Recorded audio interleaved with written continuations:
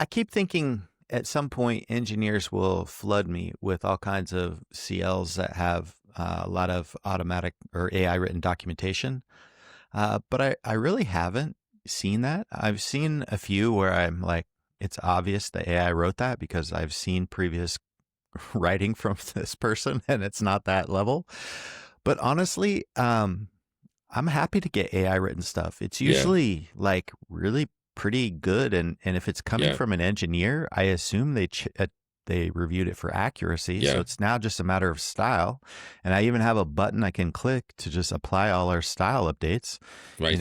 it mostly works. Yeah, yeah, But here's one thing I have to learn to do more. In this world where we're using AI to generate content, we really have to pay attention to our own intuition about things.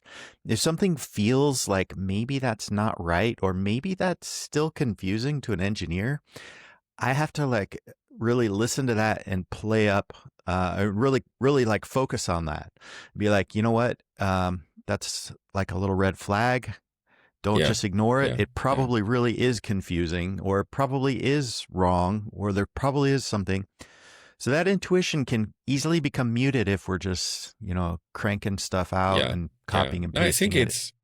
I think these, well, these changes that we're going through are really calling for like a stronger editorial instinct, like training our editorial skills, as if it were like proofreading something or editing something as editors. I feel like an editor some days of AI, and which I think is fine. It's providing lots of value.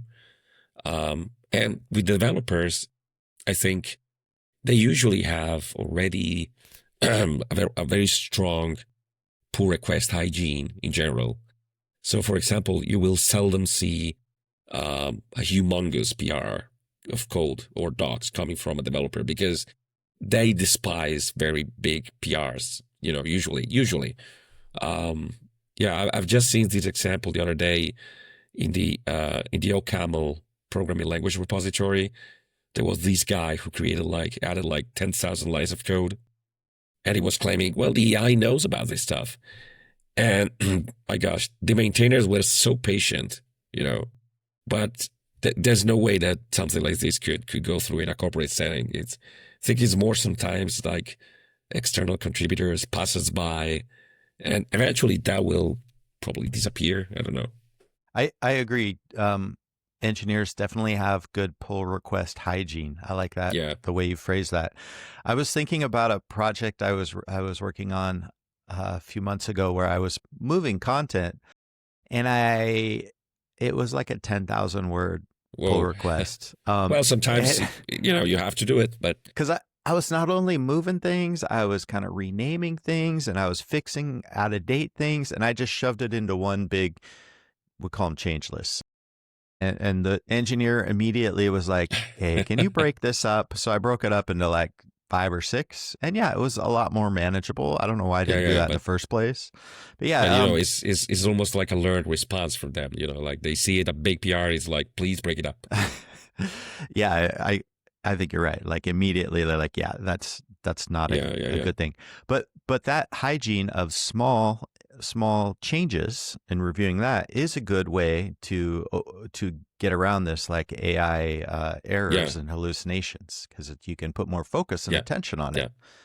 yeah, I kind of thought in the back of my mind that I was inflating my number of change lists by like, dividing it.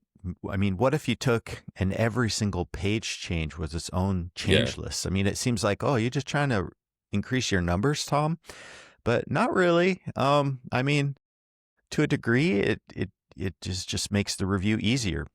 I've yeah. also okay.